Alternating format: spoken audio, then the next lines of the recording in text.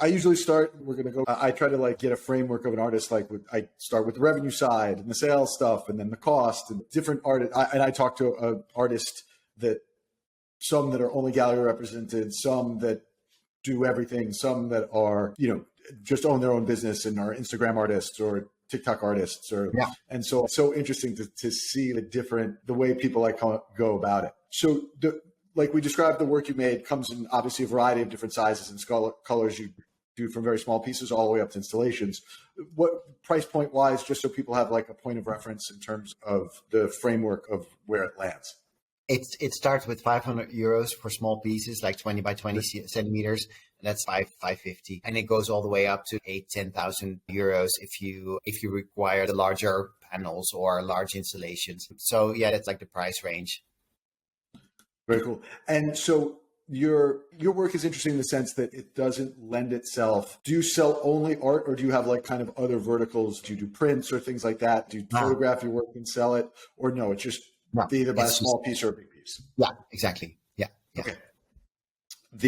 And like, how prolific are you? Like, how many pieces are you making? Right now, we as in the gallery and me, we're up to, I think, 50 pieces this year, 50. Okay. Yeah, that's okay. Yeah. So yeah, a piece a week. I think that all in all, we had an exhibition this year, February, March. That was extremely successful in terms of sales and also in terms of media coverage. So yeah, but still, like me talking about this now, it seems so awkward because I was used to an entirely different practice up until two years ago. So it's like, yeah, the gallery also mentioned like, yeah, you're our number one selling artist right now. And I'm like, really? Yeah. Am I hearing this right? It's right. Just so if there's any artist right now listening, I was once, if you're not selling, it doesn't mean that you're never going to sell, because just believe in yourself and believe in the work that you're making.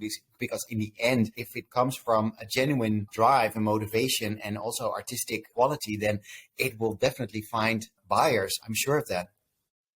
Yeah. And once again, it's working in the abyss, right? Like you're working constantly and you believe that what you're making is cool and you think it looks amazing. And you're like, and as artists, we can't be that wrong, right? Other people have to like it also.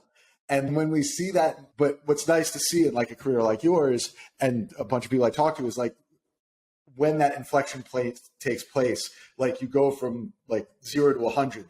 Did it feel like it was happening quickly, or did it feel like when it happened that it was just like overnight? It was, I think, the first time I realized that I was going to sell seriously. That was 2020, and right before the pandemic started. My gallery owner in Amsterdam, Merel, she sent me a text indicating one red dot in the exhibition. I thought, oh wow, I sold a piece. Wow, good for us. And then 5 minutes later, she sold another red dot. She sent another red dot. And then after, she said another red dot. So I called her. I said, what's going on? And she said, you sold 3 pieces. I said, really? That's my annual revenue, right? And she said, yeah, so we're done for the year. And I thought that was really funny. But then it really started selling. So that was amazing. And then the pandemic hit. And I think because I had 2 exhibitions right then, which were stalled and then eventually got extended. We had a lot of attention on Instagram. We made these online videos from the exhibition because no one was allowed to leave their place, their home. So we thought we might as well bring the exhibition to people in their houses through Instagram. And then I said to my gallery owner, why not make a limited edition series for this type of year, the pandemic, everyone's at home looking at their bare walls. I said, why don't we make a nice limited edition, like smaller sizes? And that sold like in an hour. And then I thought, wow, we have something here. But stupid thing, it's really like, it's a big compliment, right? When people buy your work. On the other hand, it should never really be the main goal or I sometimes know which color combinations work or which format works, and I don't want that to lead me into my artistic process. So you have to really shut off the voices in your head that say, why don't you use a bit of this or that? It's just, no, I want to make what I want to make. And that's like the most important thing. That's an interesting question. So like when you see like a color combination for something selling, you don't necessarily lean into that. Even No. though you're like, oh, obviously this works, you keep trying to follow the direction of your of where the art takes you, not where the sales take you. Yeah, exactly. I only create work. Very I only make work where like the color combination or the color or the material actually teaches me something new. And of course, like the lesson in each work is sometimes different and sometimes it's smaller or a bigger lesson. But I always want to learn something new. If I don't learn anything from a work, then I think it sucks, because if I'm not interested in the work, then why should anyone else be? So then I take it off and start anew. interesting. So you said that obviously it helped when COVID happened.